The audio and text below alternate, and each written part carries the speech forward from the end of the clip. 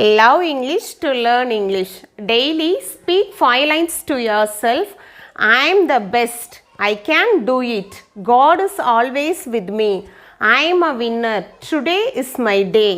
அப்படின்னு இந்த 5 லைன்ஸையும் டெய்லி நீங்கள் உங்ககிட்ட பேசிக்கிட்டே அன்றைய நாளை ஸ்டார்ட் பண்ணுங்கள். கண்டிப்பாக நம்மளால் என்ன பண்ண முடியும், வின் பண்ண முடியும்.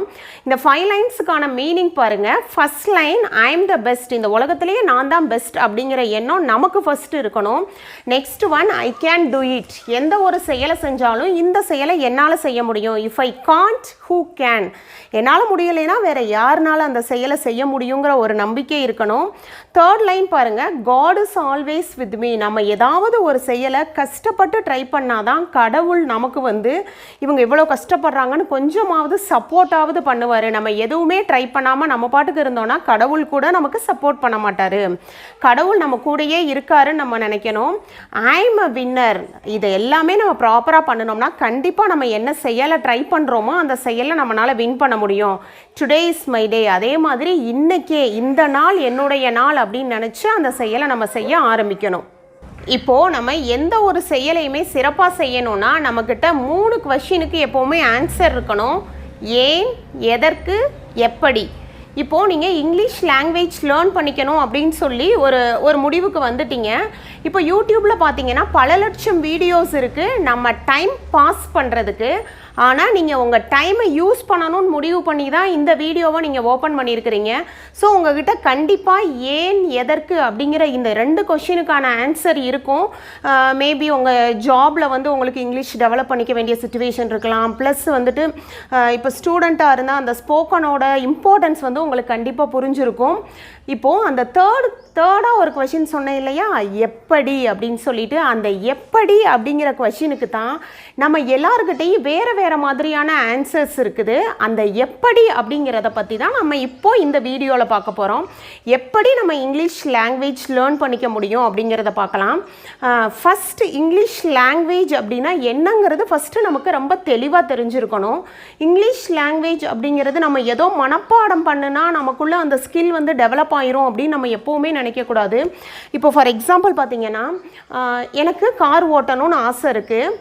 நான் கார் ஓட்டுறதை பற்றி நிறைய புக்ஸ் படித்தேன், நிறைய வீடியோஸ் பார்த்துட்டேன். அதில் எது ஏபிசி ஃபார்முலாஸ், எது ஆக்சிலேட்டர், எது பிரேக், எது கிளட்ச் அப்படின்னு எல்லாமே நான் பார்த்து தெரிஞ்சுக்கிட்டேன். புக்ஸ் பார்த்தீங்கன்னா கிட்டத்தட்ட ஒரு 20 புக்ஸ் வரை நான் படித்து ரீட் பண்ணி பார்த்துட்டேன், கார் எப்படி ஓட்டணும் அப்படின்னு சொல்லிட்டு. இப்போது என் கையில் ஒரு காரை கொடுத்து ஒரு டிராஃபிக்கில் ஓட்டிகிட்டு போங்க அப்படின்னு சொன்னால் என்னால் ஓட்டிகிட்டு போக முடியுமா? முடியாது. அதுதான் ஸ்கில். இப்போது இங்கிலீஷ் லாங்குவேஜ் அப்படிங்கிறது ஒரு நாலேஜ் பேஸ்டு லாங்குவேஜ் கிடையாது. எந்த ஒரு லாங்குவேஜாக இருந்தாலும் நம்ம நாலேஜ் மாதிரி நம்ம ரொம்ப ஸ்ட்ரெஸ் பண்ணி அதை கற்றுக்கணும்னு அவசியம் இல்லை. இப்போ கார் ஓட்டி நம்ம எப்படி பழகுறோமோ டெய்லி அந்த கார் நம்ம கையில் இருந்துச்சுன்னா யாருமே நமக்கு சொல்லிக் கொடுக்கணும்னு அவசியம் இல்லை. டெய்லி நம்ம ப்ராக்டிஸ் பண்ணணும்னா போதும், அந்த காரை எவ்வளவு டிராஃபிக்காக இருந்தாலும் நம்மளால் ஓட்டிகிட்டு போக முடியும். That is a skill.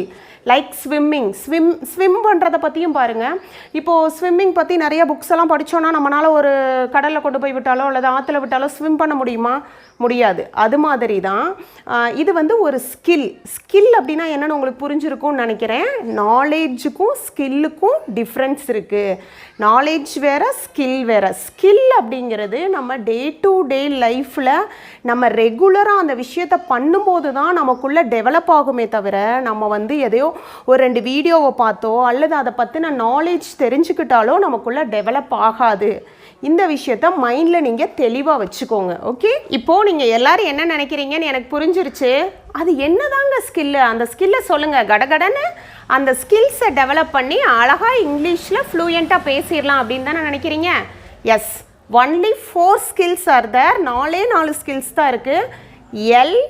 LSRW LSRW அப்படின்னு 4 ஸ்கில்ஸ் தான் இருக்குது இங்கிலீஷில். இந்த 4 ஸ்கில்ஸை மட்டும் நம்ம டெவலப் பண்ணால் போதும். இதில் ஒவ்வொரு ஸ்கில்லாக நம்ம பார்க்கலாம். ஒவ்வொரு ஸ்கில்லையும் எப்படி டெவலப் பண்ணலான்னு பார்க்கலாம். ஃபஸ்ட்டு ஒன் எல் அப்படின்னா லிசனிங் ஸ்கில், கேட்குறது. அதாவது நம்மளை சுற்றி இங்கிலீஷை கேட்டுகிட்டே இருக்கணும். அப்போ தான் நமக்கு அந்த ப்ரொனன்சியேஷன்லாம் கரெக்டாக தெரிய ஆரம்பிக்கும். நெக்ஸ்ட் ஒன் எஸ் அப்படின்னா என்ன? ஸ்பீக்கிங். ஸ்பீக்கிங்னா பேசுறது. நம்ம பேச தான் அந்த ஸ்கில் நமக்குள்ளே வர ஆரம்பிக்குமே தவிர பேசாமல் அந்த ஸ்கில் வரவே வராது. Next one are, reading, read பண்ணுறது. நிறைய புக்ஸை ரீட் பண்ணோம்னா நமக்கு ரீட் பண்ணும்போதே நம்மளால் அதை அண்டர்ஸ்டாண்ட் பண்ணிக்க முடியும். டபிள்யூனா ரைட்டிங். ரைட்டிங்கிறது நம்ம எழுதி பழக தான் நம்ம மனசில் என்ன தோணுதோ அதை இங்கிலீஷில் நம்ம அப்படியே எழுத முடியும். அவ்வளோதான். இந்த 4 ஸ்கில்ஸ் மட்டும்தான் இருக்குது. இந்த 4 ஸ்கில்ஸையும் நம்ம எப்படி டெவலப் பண்ணலாம் அப்படிங்கிறத பார்க்கலாம். ஒரு ஸ்கில் டெவலப் பண்ணினா தான் அடுத்த ஸ்கில்லை நம்மளால் டெவலப் பண்ண முடியும். ஸோ இந்த 4 ஸ்கில்ஸையும் எப்படி டெவலப் பண்ண போகிறோம் அப்படிங்கிறத இந்த வீடியோவில் பார்க்கலாம். ஸ்கில் நம்பர் 1, லிசனிங் அப்படின்னாலே உங்களுக்கு தெரியும், கேட்குறது. இங்கிலீஷ் லாங்குவேஜை ஃபஸ்ட்டு நம்ம கேட்க ஆரம்பிக்கணும். எங்கெங்கே போய் கேட்குறது அப்படின்னு நீங்கள் யோசிக்கிறீங்கன்னா என்னென்ன பாசிபிள் வேஸ்லாம் இருக்குது அப்படிங்கிறத நான் உங்களுக்கு சொல்லிடுறேன். அதில் உங்களுக்கு எது கம்ஃபர்ட்டாக இருக்கும் அப்படின்னு சொல்லி நீங்கள் யோசிச்சுட்டு அதிலிருந்து நீங்கள் என்ன கேட்க ஆரம்பிக்கலாம், இங்கிலீஷ் லாங்குவேஜ் கேட்க ஆரம்பிக்கலாம். ஃபஸ்ட்டு ஒன், இங்கிலீஷ் நியூஸ் கேட்கலாம். அப்படி கேட்குறப்போ அவங்களுடைய அந்த ஸ்ட்ரெஸ், இன்டனேஷன், அவங்க லாங்குவேஜ் எல்லாமே நமக்கு நல்லாவே அண்டர்ஸ்டாண்ட் பண்ணிக்கிற மாதிரி இருக்கும். பொதுவாகவே மேக்ஸிமம் நியூஸ் கேட்குறது நமக்கு நிறைய விஷயங்கள், ட்ரெண்ட்ஸில் நடக்கக்கூடிய விஷயங்களையும் நம்ம அப்சர்வ் பண்ணிக்க முடியும். ஓரளவுக்கு அந்த இங்கிலீஷ் நம்மளால் என்ன பண்ணிக்க முடியும், அண்டர்ஸ்டாண்ட் பண்ணிக்க முடியும். First one. நெக்ஸ்ட் ஒன் என்னன்னு பார்த்தீங்கன்னா ஸ்பிரிச்சுவல் டாக். இப்போ வந்து யூடியூப்பில் நிறைய வீடியோஸ் வருது. இங்கிலீஷ் ஸ்பீச் கேட்கணும்னு நீங்கள் போட்டிங்கனாலே நிறைய வீடியோஸ் வரும். அதில் இந்த ஸ்பிரிச்சுவல் டாக் போட்டிங்கன்னா கொஞ்சம் அந்த லாங்குவேஜ் வந்து நல்லா புரிகிற மாதிரி மெதுவாக போவாங்க. அப்போது ஸ்பிரிச்சுவல் டாக் கேட்குறது உங்களுக்கு யூஸ்ஃபுல்லாக இருக்கும். Next one, English speech. Famous பர்சன்ஸோட இங்கிலீஷ் ஸ்பீச் கேட்கலாம். ஆனால் இது எந்த அளவுக்கு பாசிபிளாக இருக்கும்னு கொஞ்சம் சிரமந்தான். நீங்கள் கேட்டு பாருங்கள். ஏன்னா கொஞ்சம் ஃபாஸ்ட்டாலாம் பேசுனாங்கன்னா அஸ் அ பிகினராக நமக்கு வந்து அண்டர்ஸ்டாண்ட் பண்ணிக்க கொஞ்சம் சிரமமாக இருக்கும். நெக்ஸ்ட் ஒன், இங்கிலீஷ் சாங்ஸுங்கிறது ஓரளவுக்கு நல்ல பாசிபிள் வே தான். எப்போவுமே சாங்ஸ்னால் நமக்கு ஒரு இன்ட்ரெஸ்ட் ஜாஸ்தியாக இருக்கும். ஸோ பாட்டு கேட்டுட்டு நம்ம திரும்ப அதை பாட ஆரம்பித்தோன்னா அது நல்லாவே டெவலப்மெண்ட் நமக்கு கிடைக்கும். இந்த டங் ட்விஸ்டர்லாம் நம்ம டங்க்கு இது ப்ராக்டிஸ் கொடுக்கறது மாதிரி அது கொஞ்சம் நல்ல டெவலப்மெண்ட் கிடைக்கும். Last one, English movies. இது பார்க்க ஆரம்பிச்சிங்கன்னா நல்லாவே ரிசல்ட் இருக்கும். இங்கிலீஷ் மூவிஸ்லேயும் இந்த ஸ்டார் மூவிஸ் சேனலில் பார்த்தீங்கன்னா கிட்ஸுக்குன்னே நிறைய மூவிஸ் வரும். கிட்ஸோட மூவிஸ் பார்த்தோம்னா வித் சப்டைட்டிலோட பார்த்தோம்னா அந்த லாங்குவேஜும் நல்லாயிருக்கும். அது நல்லாவே நமக்கு அண்டர்ஸ்டாண்ட் பண்ணிக்கிறது மாதிரி தெளிவாக இருக்கும். ஸோ ஃபஸ்ட் லிசன் பண்ண ஆரம்பிக்கணும். நம்ம இதெல்லாம் இவ்வளவு அட்வைஸ் எல்லாம் நாங்கள் எவ்வளவோ வீடியோஸில் பார்த்துட்டோங்க. எங்களுக்கு எங்கெங்கே டைம் இருக்குது, எங்களுக்கு எவ்வளவோ வேலை இருக்குது. இப்போ சப்போஸ் நீங்கள் ஆஃபீஸ்க்கு போகிறவங்களா இருந்தால் எங்கள் காலையில் 9 o'clock போனால் நான் நைட்டு 9 o'clock தான் வரேன். ஸ்கூலுக்கு போகிறவங்களா இருந்தால் ஸ்கூல்லையே படிக்கிறதுக்கு இவ்வளோ ஹோம்ஒர்க் இருக்குது, மார்னிங் கிளாஸ் இருக்குது, ஈவினிங் கிளாஸ் இருக்குது. நான் எப்படி இதெல்லாம் பண்ணிகிட்ருக்க முடியும்? ஹவுஸ் ஒய்ஃபாக இருந்தால் வீட்டில் எனக்கு இவ்வளோ வேலை இருக்குது, குழந்தைங்கள பார்த்துக்கிடணும். நம்மக்கிட்ட சொல்கிறதுக்கு நிறைய ரீசன்ஸ் இருக்குது. இன்வால்மெண்ட் இருந்தால் ரீசன் வராது. Winners never make excuses. நம்ம ஒரு விஷயத்தை நோக்கி போகணும்னு நம்ம பிளான் பண்ணிட்டோன்னா நம்ம எக்ஸ்கியூசஸ் எல்லாம் சொல்லவே மாட்டோம். இப்போ அதே மாதிரி இந்த லிசன் பண்ணுறது ரொம்பவே ஈஸியாக நம்மளால் லிசன் பண்ண முடியும். ரொம்ப ஸ்ட்ரெயின் பண்ணிக்க வேண்டிய அவசியம் இல்லை. ஸ்ட்ரெயின் பண்ணாமல் லிசன் பண்ணலாம். இப்போ நான்லாம் லிசன் பண்ணணுன்னா இங்கிலீஷ் எப்படி லிசன் பண்ணுவேன்னு சொல்கிறேன். மார்னிங் இப்போ சப்போஸ் மார்னிங் ரொட்டீன் ஒர்க்கெல்லாம் இருக்கும் பார்த்துருக்கீங்களா? அந்த ரொட்டீன் ஒர்க்கெல்லாம் ஸ்கூலுக்கு கிளம்புறதுக்கு முன்னுக்கு அந்த ரொட்டீன் ஒர்க்கெல்லாம் பண்ணும்போது காலையிலே ஏதாவது ஸ்பிரிச்சுவல் டாக்கோ ஏதோ ஒன்று இங்கிலீஷில் நான் பாட்டுக்கு போட்டு விட்டு வச்சுருவேன். வச்சுட்டு நம்ம ஒரு வேலையை பார்த்துட்டே இருந்தாலும் அந்த வேலையோட டயர்டும் தெரியாது நம்மளுக்கு. நமக்கு காதில் அந்த இங்கிலீஷ் விழுந்துகிட்டே இருக்கும்.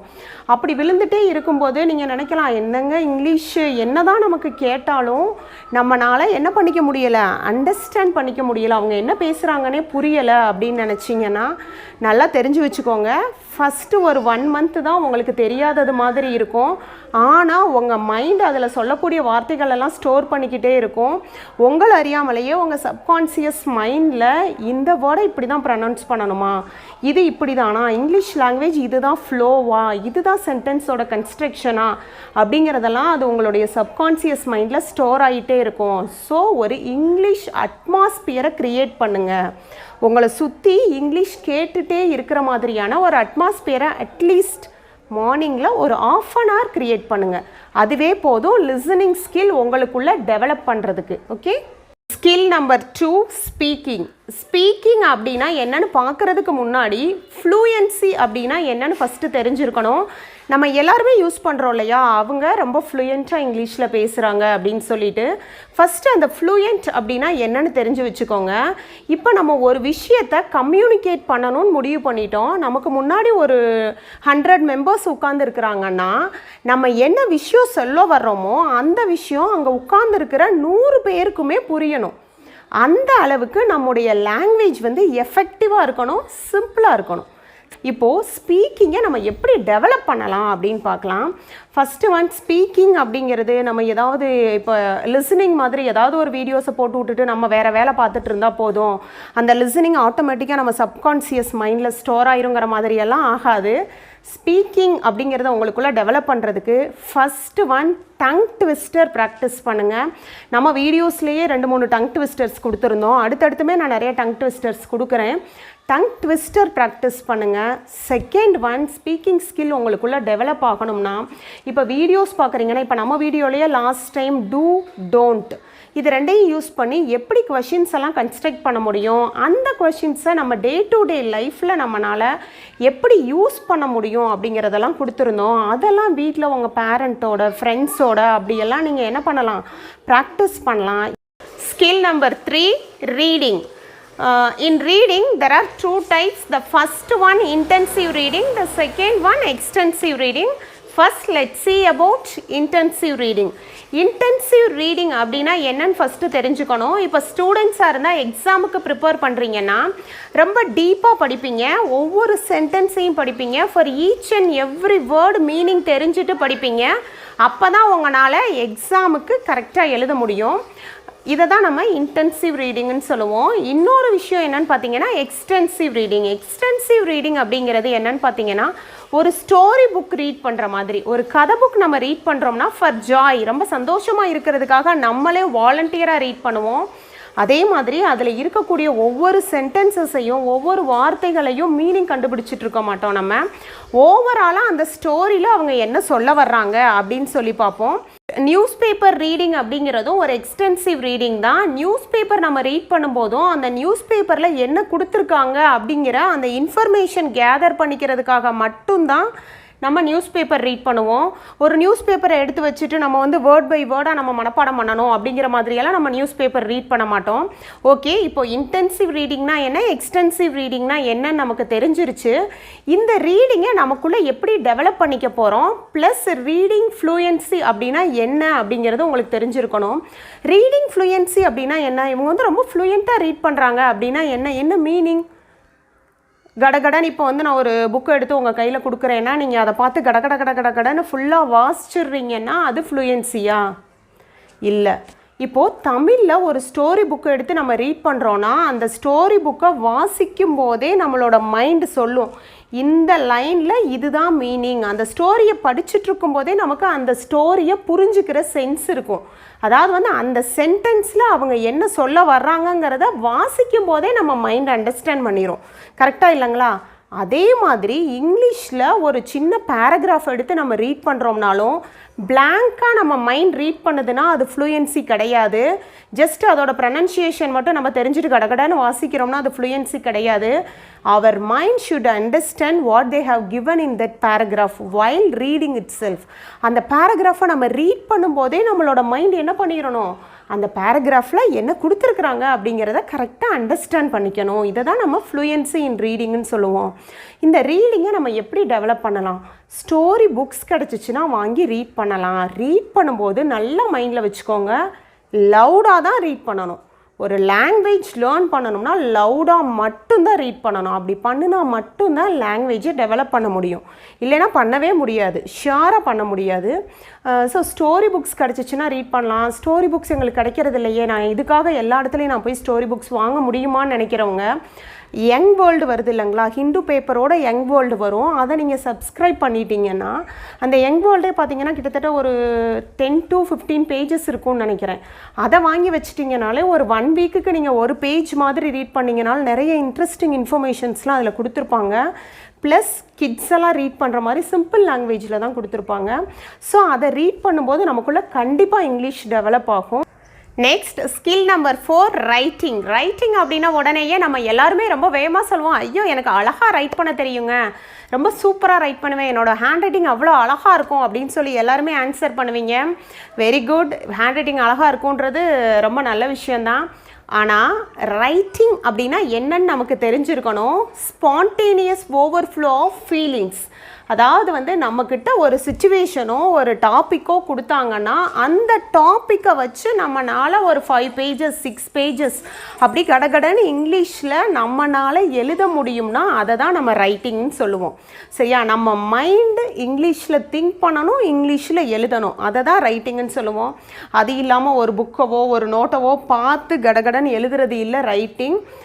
இன்னொரு விஷயம், ரைட் பண்ணும்போது எந்த ஒரு லாங்குவேஜாக இருந்தாலும் அந்த எழுத்துக்களை எழுதும்போது அந்த எழுத்துக்கு வடிவம் கொடுக்கணும்.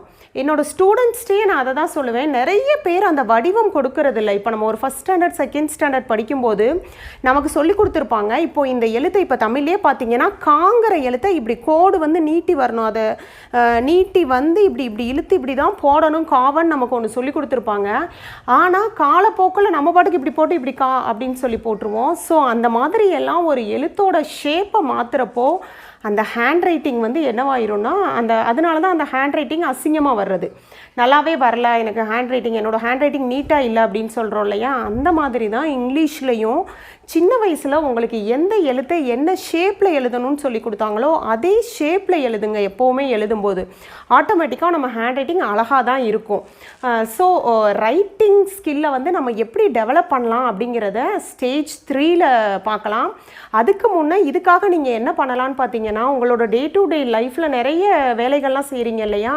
அந்த வேலைகளெல்லாம் இங்கிலீஷில் இதை நம்ம எப்படி சொல்ல முடியும் அப்படின்னு திங்க் பண்ணுங்கள். ஃபஸ்ட்டு திங்கிங் தான், அதுக்கப்புறமா தான் நம்ம அதை ரைட் பண்ண வந்து அதை கன்வெர்ட் பண்ண முடியும். ஓகே, இப்போது நம்ம எல்லார்ட்டையுமே ஒரு ரீசன் இருக்கும், எனக்கு டைமே இல்லை அப்படிங்கிற மாதிரி. உங்கள் எல்லாருக்கும் நான் ஒரு விஷயம் சொல்லிக்கணும்னு ஆசைப்பட்றேன்.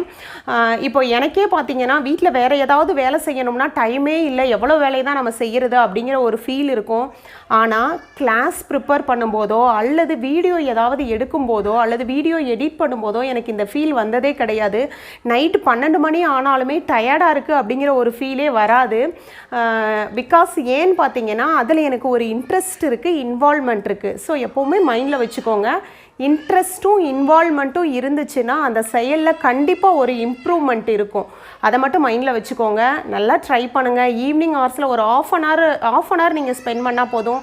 So morning half an hour, evening half an hour, டோட்டலாக 1 hour ஸ்பெண்ட் பண்ணால் போதும். ஷியராக ஒரு 3 monthsக்குள்ளேயே நம்ம நல்லாவே இங்கிலீஷ் டெவலப் பண்ணிட முடியும். Okay, all the best.